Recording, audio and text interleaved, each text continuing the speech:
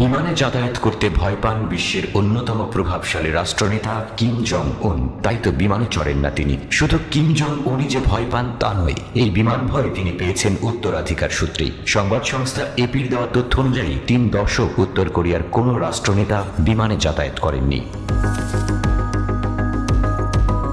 তবে সুইজারল্যান্ডে স্কুলে পড়ার সময় হামেশাই বিমানে যাতায়াত করতেন কিম জং উন। দূরপাল্লার ভ্রমণের জন্য তার দাদার মতোই বেছে নিয়েছেন ট্রেন। এই ট্রেন কিন্তু আমাদের আন্তনগর ট্রেনের মতো সাধারণ কোনো ট্রেন নয়। এই ট্রেন সম্পর্কে জানলে আপনার চোখ উঠবে চড়ক গাছে, কারণ একাধিক গভীর রহস্যে ভরা এই ট্রেন।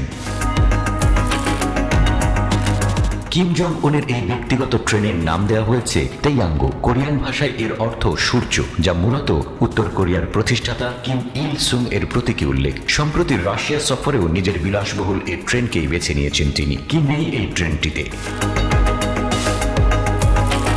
উত্তর কোরিয়ার রাষ্ট্রনেতার ট্রেন পুরোটাই বুলেট প্রুফ এবং তা এতটাই ভারী যে ঘন্টায় 59 কিলোমিটারের বেশি যেতে পারে না। তবে এর মধ্যে বিলাসিতার আসবাবের কোনো অভাব নেই। ট্রেনটিতে 21টি বুলেট প্রুফ কক্ষ রয়েছে। 2009 সালের নভেম্বরে দক্ষিণ কোরিয়ার দৈনিক চোসন এইবোর প্রতিবেদনে বলা হয়, সাঁজোয়া ট্রেনটিতে প্রায় 90টি বগি রয়েছে। হলুদ সবুজ যানটিতে আছে কনফারেন্স রুম, দর্শক চেম্বার ও শয়নকক্ষ। এর কারণ হিসেবে বলা হয়, তাইয়াঙ্গো অন্যান্য উচ্চ গতি সম্পন্ন ট্রেনের তুলনায় অনেক ভারী। সাঁজোয়া সুরক্ষা এর অন্যতম কারণ। মনে করা হয় কিমের এই ট্রেনে এত বেশি সুরক্ষা এবং বিলাসের ব্যবস্থা রয়েছে যে তা কোনোভাবেই বিমানে পাওয়া সম্ভব নয়।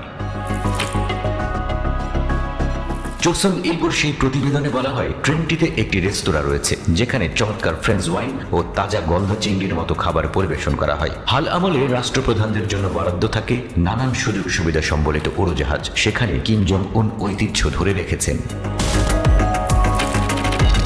এই বিলাসবহুল ট্রেনগুলোকে কড়া পাহারায় ঘিরে রাখে নিরাপত্তা এজেন্টরা। তারা বোমা ও অন্যান্য হুমকির জন্য ট্রেনের যাত্রাপথ স্ক্যান করতে পারে এবং সামনের স্টেশনে বোমা বা কোনো হুমকির আশঙ্কা রয়েছে কিনা তা খতিয়ে দেখে। কিম এই ট্রেনটিতে ওঠার আগে 100 জন সুরক্ষা কর্মীকে স্টেশনে পাঠানো হয়।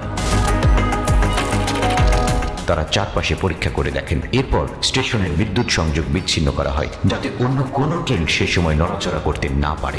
এই ট্রেনের গোটা অংশেই সুরক্ষার একাধিক ধাপ রয়েছে। ট্রেনটিতে একাধিক উন্নত অস্ত্রের পাশাপাশি থাকেন সুপ্রশিক্ষিত কমান্ডোরা। এছাড়া ট্রেনটিতে কিম তার ব্যক্তিগত গাড়িও নিয়ে নেন। এইরকমই এক আয়েশি ট্রেন ভ্রমণের সময় 2011 সালে হৃদরোগে আক্রান্ত হয়ে মারা যান কিম জং ইল। এরপর তার উত্তরসূরিও ট্রেন ভ্রমণ অব্যাহত রেখেছেন। অবশ্য ট্রেন ছাড়াও কিমকে অন্য ধরনের বিলাসবহুল পরিবহনে যেতে দেখা গেছে। রাশিয়ার তৈরি ব্যক্তিগত জেটে বেশ কয়েকটি সফর করেছেন তিনি। 2018 সালের মে মাসে চীনের প্রেসিডেন্ট শি জিনপিং এর সঙ্গে দেখা করতে তিনি প্রথম আন্তর্জাতিক ফ্লাইটে চড়েছিলেন। অবশ্য এর আগে উত্তর কোরিয়ায় ভ্রমণের জন্য ব্যক্তিগত জেট ব্যবহার করেছিলেন তিনি।